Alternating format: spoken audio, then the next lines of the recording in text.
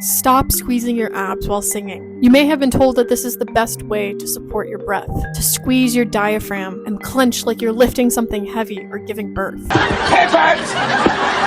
Pivot! This is wrong, and by doing it, you're probably making it harder to sing. So today, I will explain how to actually support your voice in a healthy way. And by the end of this video, you may notice that it's easier to sing. Hi, my name is Lauren. I'm a professional voice teacher, singer, and conductor, and let's get into today's video. If you've ever taken voice lessons before or choir, you've probably been told to clench your abs while singing. Just like if you were to take a large poop or give birth. I think I'm giving birth. While this does technically support the breath, it's actually doing more harm than good. In order to understand why squeezing your abs is bad, we have to understand and learn about the evolutionary history of the larynx and the voice box and the vocal cords. This book is great in defining a lot of things about singing. However, it's a little dated, especially in regards to the contemporary style of singing, so I wouldn't take to heart anything that he says about that. However, its excerpts on the foundational techniques of singing is pretty perfect. So let's take a look at what this says. Another evolutionary function of the larynx was to create thoracic pressure for such acts as lifting, defecation, and childbirth. Thoracic pressure is an important element to remember. As the text mentions, it is incredibly important for things such as giving birth, defecation, lifting weights. However, did you know that you can injure your vocal cords through such activities? That's because we are applying too much thoracic pressure on the vocal cords, and therefore you might notice a windburn feeling or you tire out within 20 minutes. It's exhausting. By now you must be asking, how am I supposed to support my breath while singing? We still want to ensure that we support our body and engage our body in a way that supports the breath. But how do we do that? Let me introduce to you the pelvic floor. The pelvic floor is a crucial muscle for your body. It not only stabilizes the pelvis with the other muscle groups attached to.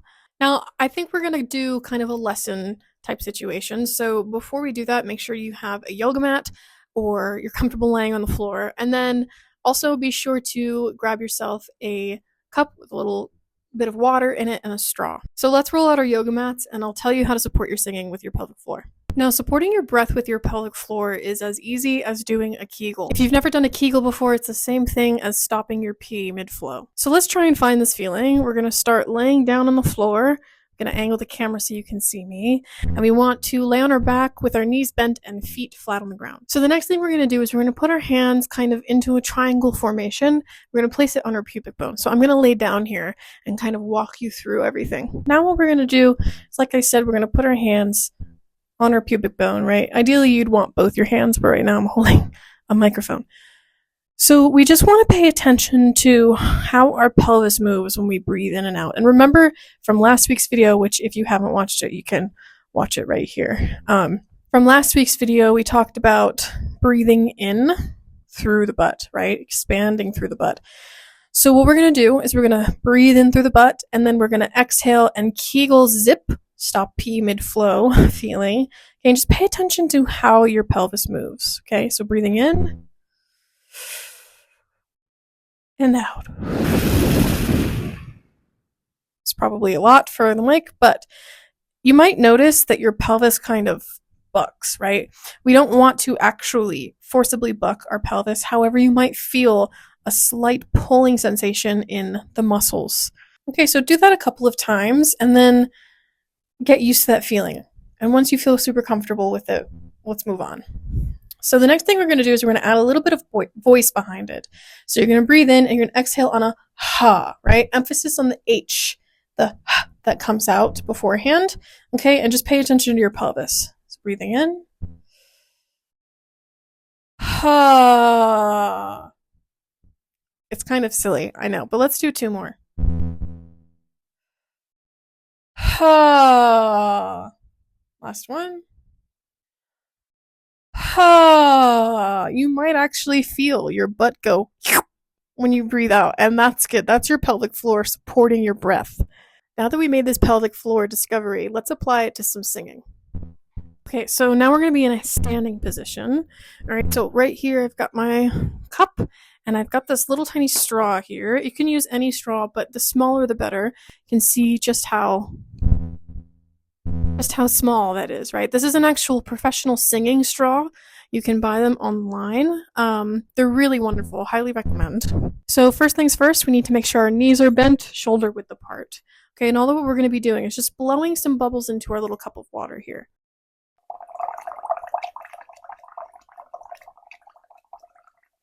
So what we want to do as we blow these bubbles is we want to feel the pelvic floor zip, just like it did when we were on the floor, as we blow these bubbles. So no voice, just air.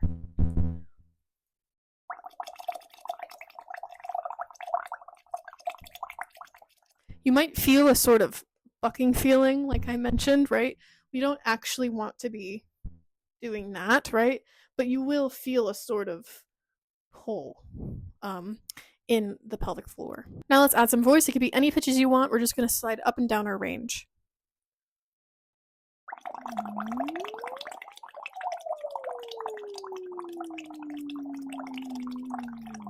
Do you feel that? Guess what? It's breath support.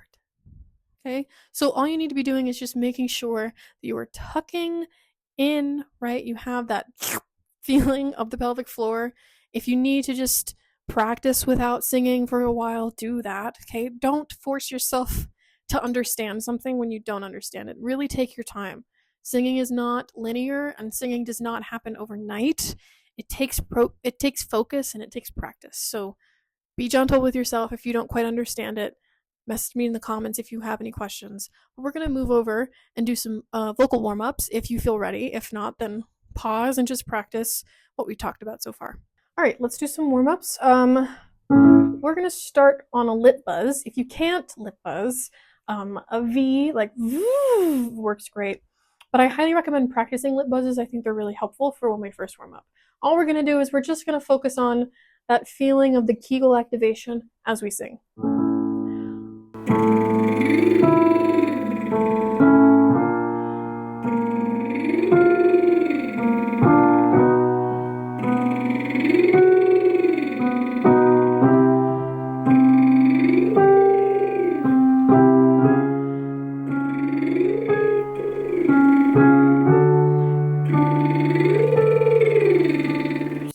Notice that your lips start to kind of fizzle out a little bit, that probably means that your breath isn't supported. If you noticed, mine fizzled out a couple times during that run through, and that was because I wasn't actually supporting my breath. So just make sure that this is a really great, or just make sure not to beat yourself up if you can't consistently sing a lip buzz. It just might mean that your voice and your breath needs a little bit more practice. Okay, so let's keep going.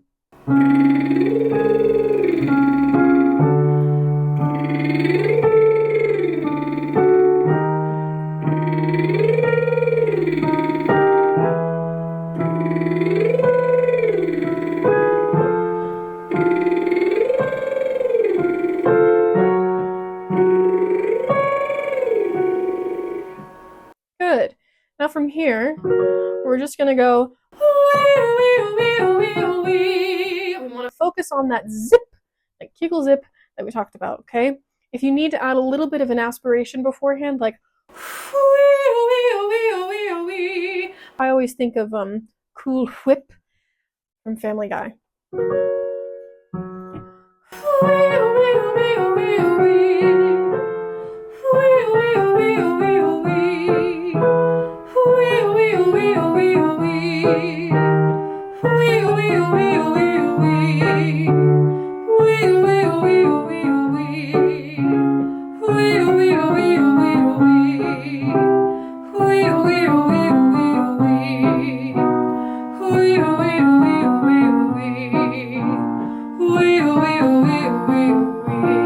So all we want to do is just ensure that the breath is focused the whole time. Don't even worry about how you sound. Don't even worry about if you're singing the right note. If the breath is supported, the odds are you're singing the right note. So let's just do one more exercise that kind of helps expand our range a little bit, and try and just keep the zipping the whole time. It never stops and starts again. It never stops and then drops. It's always almost like a claw machine, grabbing that toy, bringing it back up. So we'll do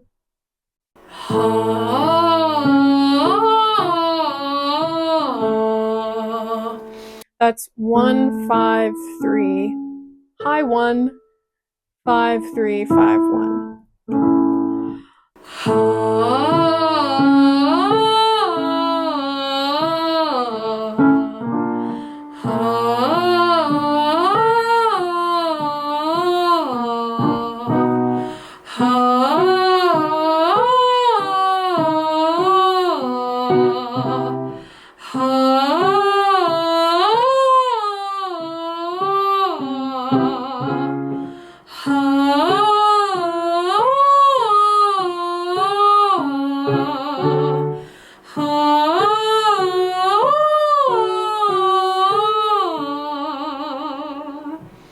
Did you like this new way of breathing? Comment down below. I want to hear your thoughts. In the meantime, stay tuned for next week when we'll talk about the third tier of the pyramid of singing, focus and resonance space. See you then.